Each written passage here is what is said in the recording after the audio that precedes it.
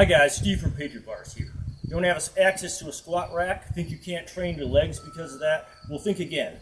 Today we're out here in an austere environment and we're going to be covering a bunch of leg exercises that can be done with just basic equipment like dumbbells, cinder blocks, or even your own body weight. So stay tuned.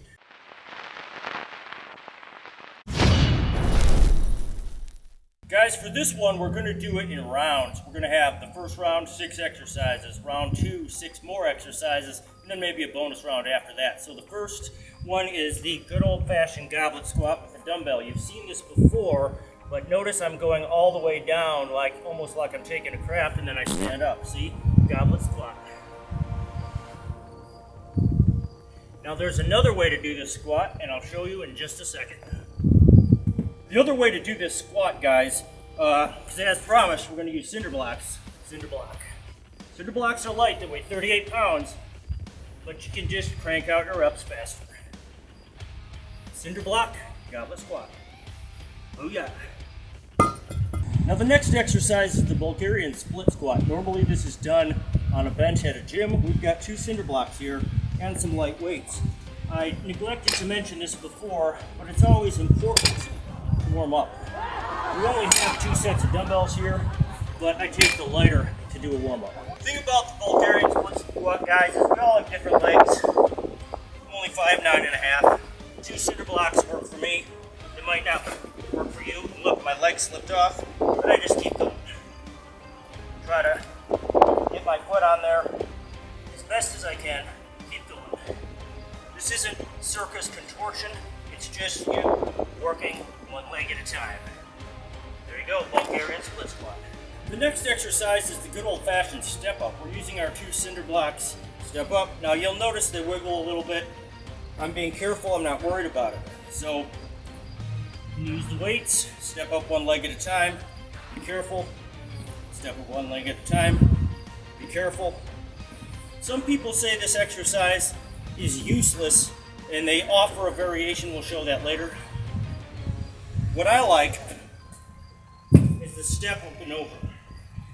I like to use lighter weights, full control, step up, step over.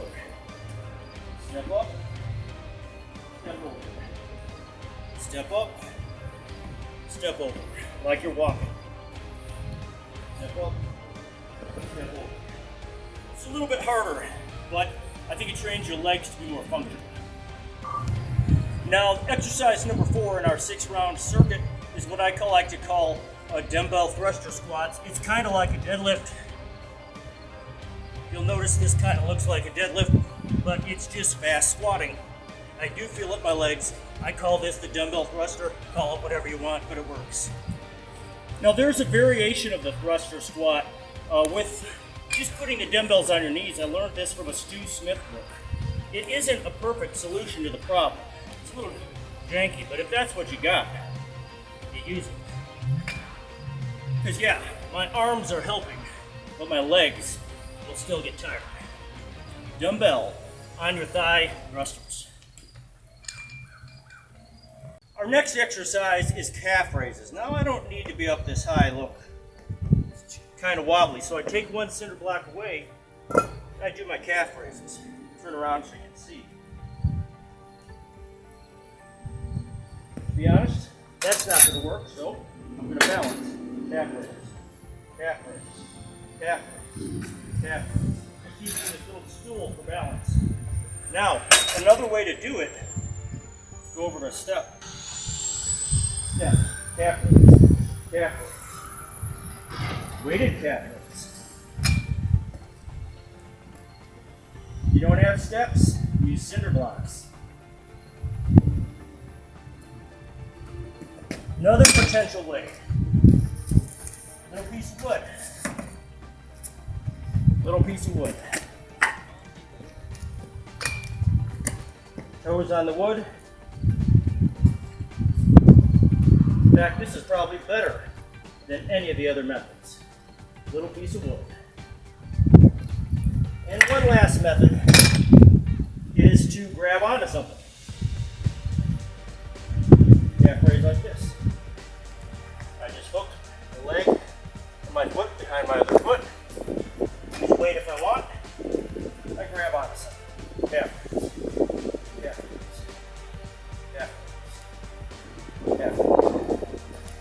Sorry for the repetition, folks, but reps build strength.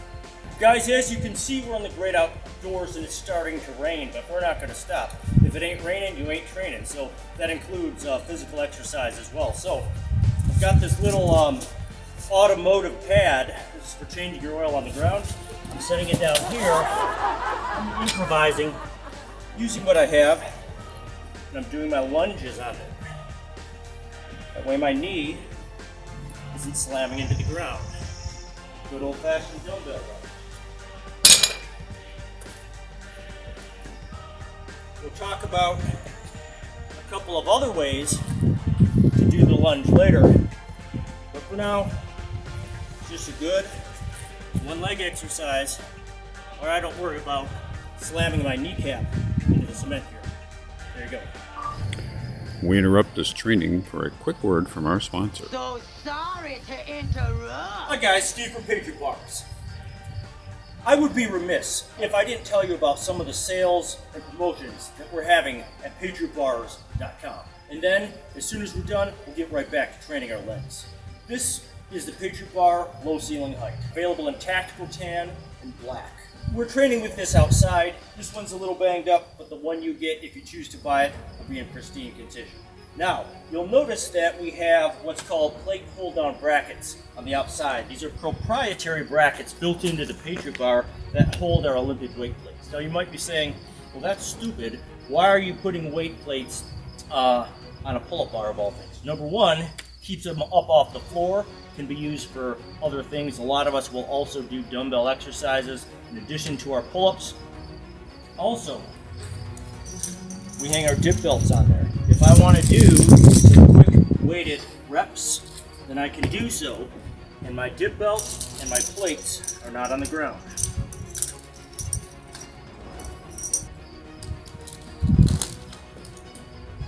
Grab it and go. So now that I'm strapped in, I can just bang out as many weighted reps as I can do, and then when I'm done, I can hang my dip belt and my plates right back up.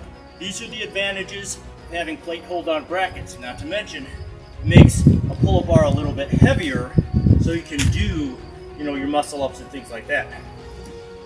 Guys, if you have any interest in the world-famous Patriot Pullup Bar, all of our pull-up bars are made right here in Michigan, USA. Check us out at patriotbars.com. We are running a promotion. Buy any Patriot Pullup Bar, get any 2 Patriot Grip Strength products free. In fact, I have 2 of them sitting right here behind me today, and I'm going to unbox them for you to show you exactly what you're going to get.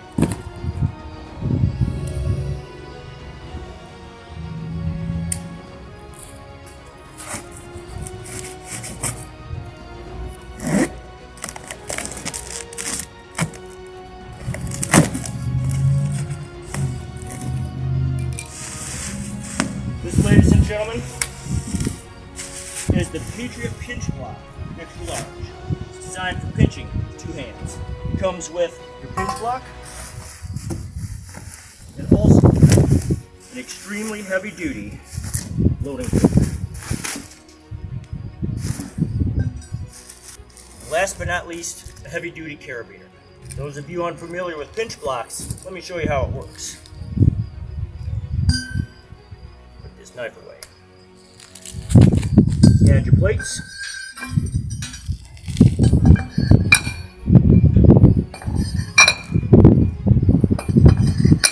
Use your included carabiner.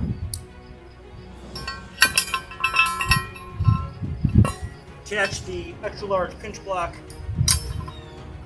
pinch, and lift. And then you just hold it for as long as you can.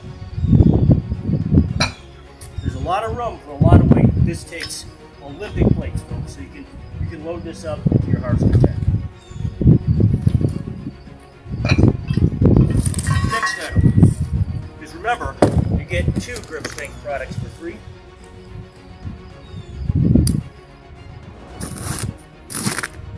And by the way, we have 2 different types of pinch block, folks. We have the pinch block extra large, which I showed you, Then we have a smaller version called the standard issue.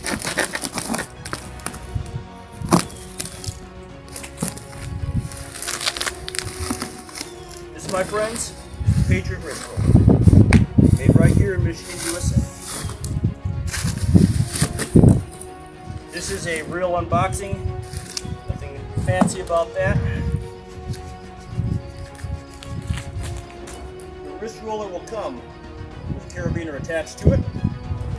The way you use the wrist roller, in this case we have an Olympic plate. Push the carabiner through, attach it back to itself, and we roll.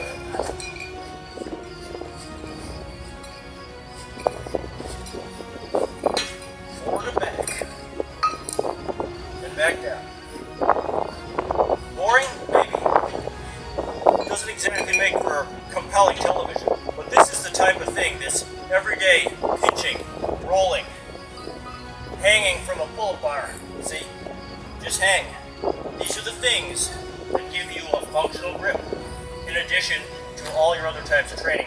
Legs, chest, shoulders, abs, you name it. That's why here at Patriot Bars, you like Patriot Grip Strength products as well. We now return you to our regularly scheduled program. Okay guys, so that completed round one. We have the goblet squat and varieties of the goblet squat, the Bulgarian split squat, the step up and step over, the dumbbell thruster, variations of the dumbbell thruster, the calf raises and variations of the calf raise, and the dumbbell lunge. So we're not even half done yet, so let's get right into it. The first exercise in round two is the walking lunge. As the name implies, I'm simply walking while lunging.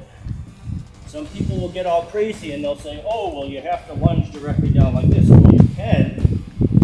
You're not walking, are you? Walk, lunge, walk, lunge. If I start to get tired, then I can start to lunge more shallow. I can start to lunge less shallow. The important thing is that I just keep going. I can lean forward like this, or I can just keep going. In fact, I can speed it up a bit. Try this with your kit on, it gets that much harder.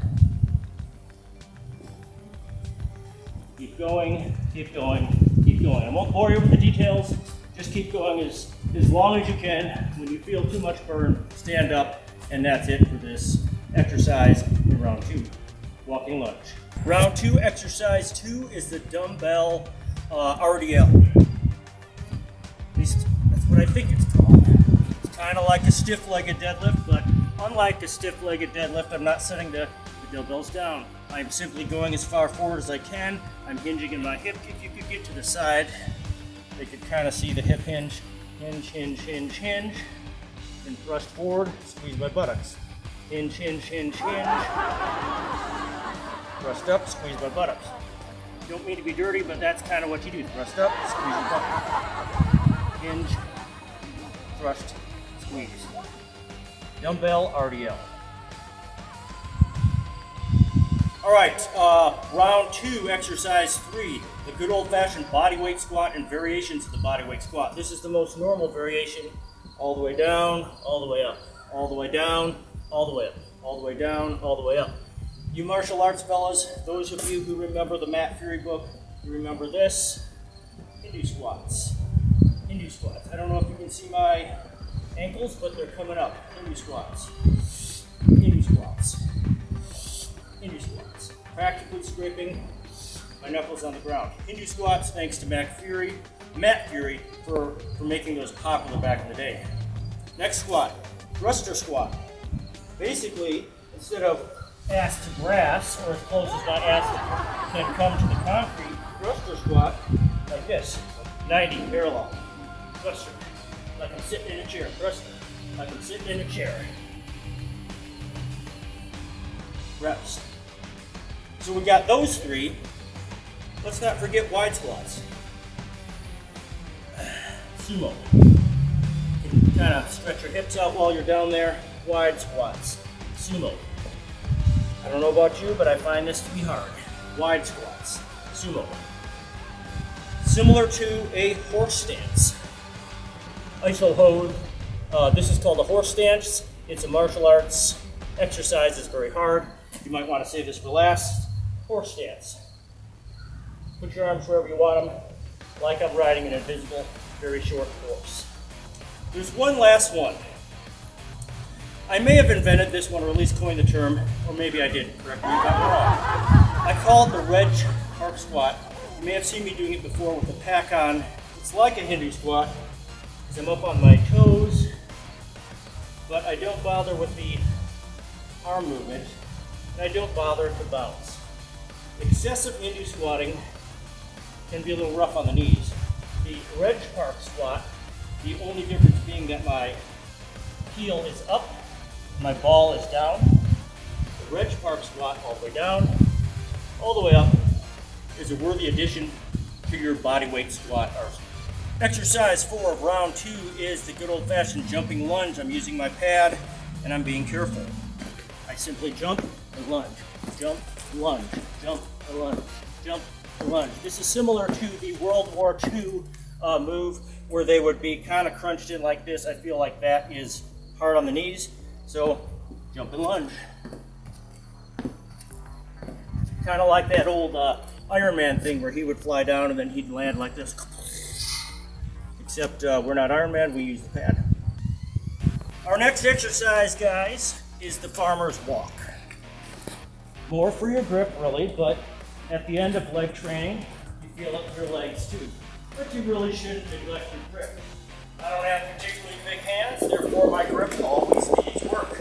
If you've got hands the size of a gorilla, maybe you'll be fine, but the rest of us have to work our grip. You'll notice I'm being a pussy and using gloves. Well, guess what? The more you protect yourself from little injuries in the field or otherwise, the less you have to recover from. I prefer my hands not scratched up. Sometimes they get scratched up, sometimes they don't, but I'm a big fan of gloves. Notice when you do the cinder block farmer's walk, this way, and then this way. Feel it in different areas of your forearm and fingers. Cinder block, farmer's walk. The last exercise in round 2, our 12th exercise before we get to the torture bonus round, is good old-fashioned jumping. Now, I'm no Olympic decathlete. I'm not that good at jumping, but you still have to do it. It's good for your knees. It's good for everything. So we're going to start off with a little bit of a forward jump. I think they call it a broad jump. You could get to the side, maybe.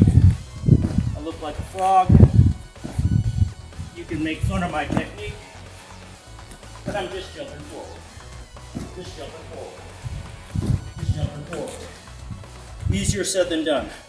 Now that we're done with the main part of our workout, we could go for a little run if we want to. Prior to running, I recommend, because Stu Smith recommended it, toe pointers. Toe pointers. I yip yap about toe pointers a lot because I believe in it.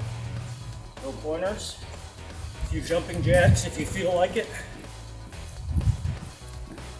And then if your legs are tired, because let's face it, I'm filming a video, I'm not working as hard as I would during a regular workout, but a nice little jog to finish things off.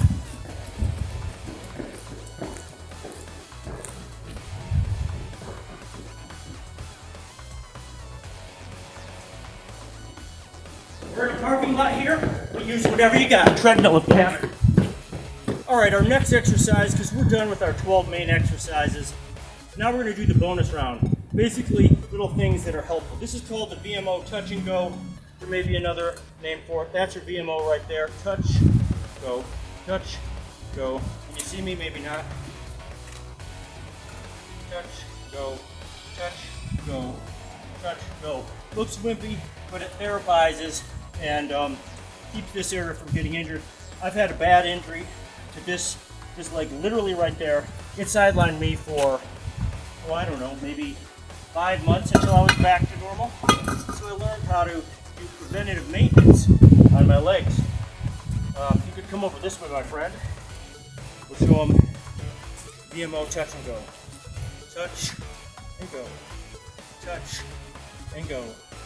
Touch and go. Doesn't look pretty. but it helps. Watch me stumble and fall on my weak end, my weak leg. Touch and go. Touch and go. I thought I was done for after I got injured. But you can heal up if you give yourself the right type of preventative maintenance. This next exercise, guys, it's just barely a leg exercise. It's the old-fashioned move, the dumbbell swing. It's the predecessor to the kettlebell swing. The Russian kettlebells with the handles, that's what everybody uses to swing. In the olden days, I hear tell they were doing dumbbell swings. Dumbbell swings. The important thing to remember with that dumbbell swing is, hey, where's the dumbbell going? It might be going near your groin. You don't want to accidentally do this. Yeah, that's a nut shot, folks. That's a dramatization, but it can very easily happen. I'm wearing groin protection, but in the gym, you're not going to have that, so you need to be careful. Well, guys, thanks for joining me today as we trained our legs in what can best be described as an unconventional manner. No squat rack, no problem. Now, as you can see, the weather's turning awfully foul, so we're about to wrap things up, get the equipment in, and call it a day. This is Steve from Patriot Bars, signing off. Train hard, God bless America, or wherever it is that you happen to live, my friend.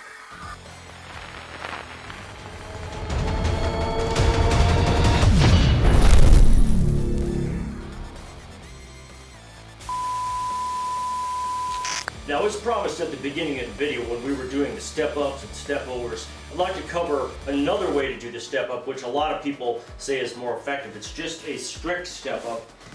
I'm using a bench here. I'm in my garage.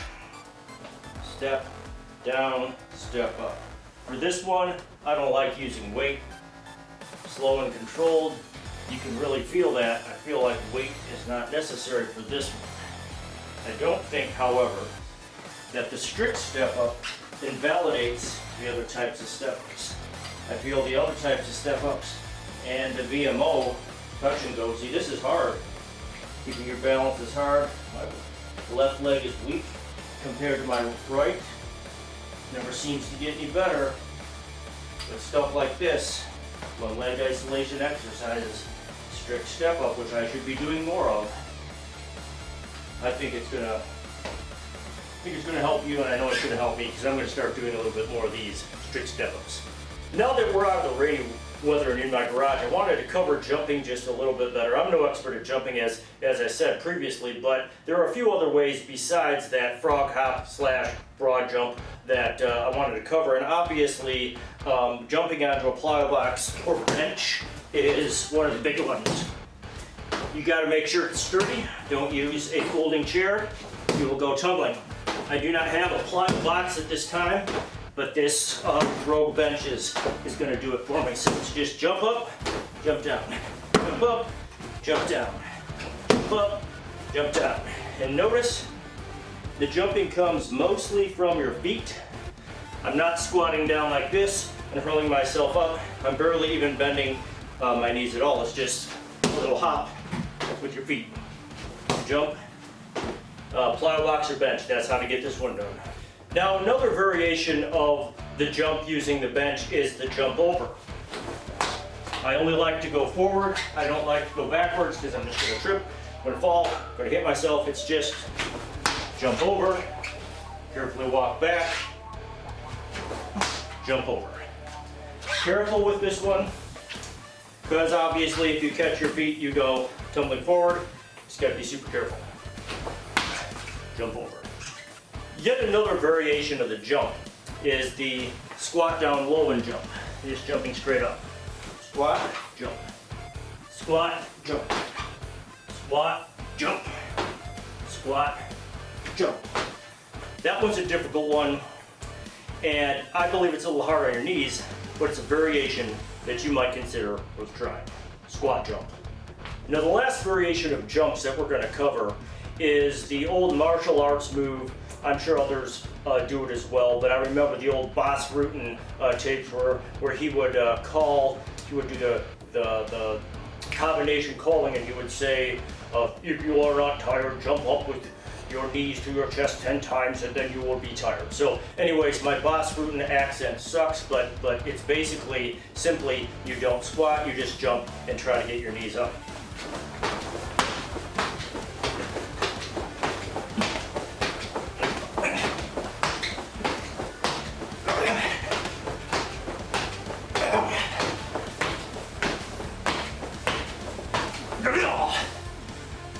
That's 25.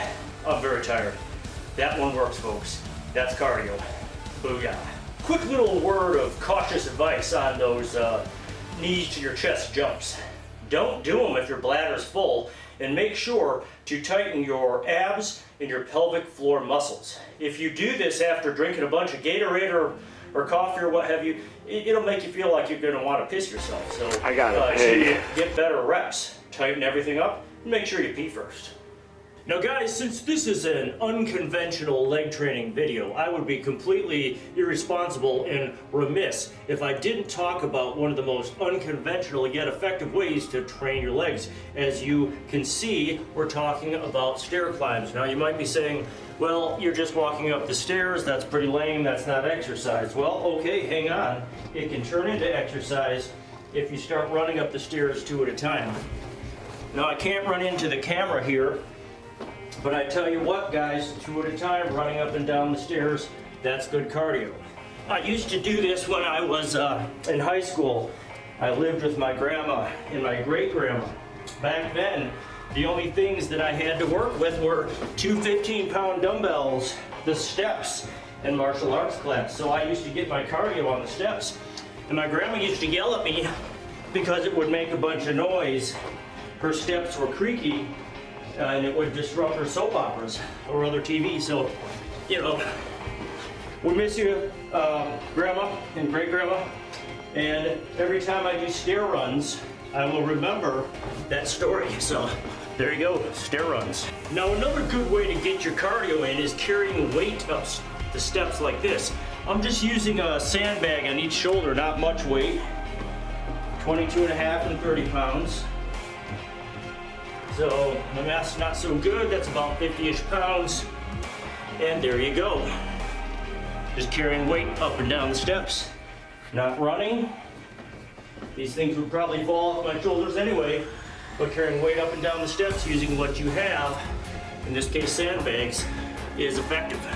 Now another good way to do the sandbag stair carry is to go with one sandbag on one shoulder. In fact, I think this is the better method. I've got my 50 pounds on one shoulder. Why is this the better method? Well, I don't feel like both hands have to be, occupied. I can, go one hand off to do whatever I need to do. And obviously, I can then easily switch shoulders and keep on climbing.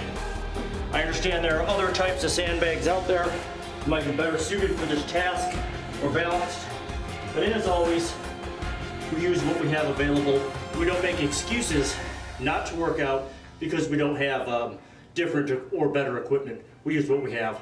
Other methods for adding weight to your stair climb are the good old-fashioned trusty weight vest. I've got my weight vest with my cast iron plates inside here. There are many weight vests with many different types of materials. And yes, you can go 2 at a time with the weight vest, 2 steps at a time. It's kind of like a lunge. Good exercise. The bottom line is the weight vest is good. However, like all things you wear on your chest, I've never been able to try anything, whether it's a piece of kit, armor, weight vest. They all kind of compress your chest, make it a little bit hard for you to take those deep breaths. And because of that, the weight vest is an option, but it's not the most comfortable one, I don't think. This stuff is good for calisthenics, I think, but I don't love it for stair climbing. It's okay. It's all right. Still, other methods of adding weight to your stair climbs, including using your trusty rucksack, assault pack, backpack, whatever you've got. This kind of feels like you're climbing a mountain, but I kind of like it. It's comfortable. My hands are free. I feel like my sternum and chest aren't compressed. So, of all the methods we've tried so far, I think I like this one the best. Good old-fashioned stair climbs wearing a pack. Unconventional, but effective. Give it a try. And by the way, nothing fancy in there. I just have a sandbag and some old clothing to keep the sandbag up off my lower back. So more on that in a future video, I promise. Now, last but certainly not least in our little series on how to do weighted stair climbs is why not use your actual kit in a rubber rifle. You might be saying, well, why not just use a real rifle? Well, if you use a real rifle, you should unload it for safety's sake, courtesy to family members and neighbors, and then at that point, it doesn't weigh very much. The rubber rifle weighs more. I think it weighs 9+ pounds. Anyways, the advantage to this is that you are, working in your actual kit. You are allowing your arms to get some work here, and by the way, never mind the look of my rubber rifle here. I painted it. They don't come like this. I just felt like it. This is probably the absolute best way to get your weighted stair climbs in, and honestly, doing this outside if you can, without freaking people out, is one of the best ways to go for a ruck as well. So there you go. The takeaway message here, guys, is that a lot of us don't spend enough time moving around in our kit. We have it, we use it, but oftentimes it is left at home during range days. Some ranges don't permit it. Weights, calisthenics, running, all that training is fine and great and necessary. But if you don't move around in your actual kit, then you don't know how your body's gonna respond while wearing it. It's heavy, it compresses your chest, it makes it hard to breathe. I'm wearing, the cheaper stuff, steel. But here's the thing, it's also heavy and it sucks. So I've got to make sure that I can carry what it actually fight in, and you have to do the same. If that doesn't apply to you, well, use one of the other methods.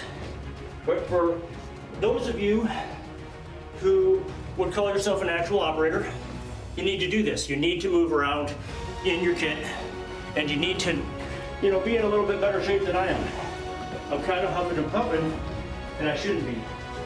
So I need to do more of this, and you probably do too. So, booyah.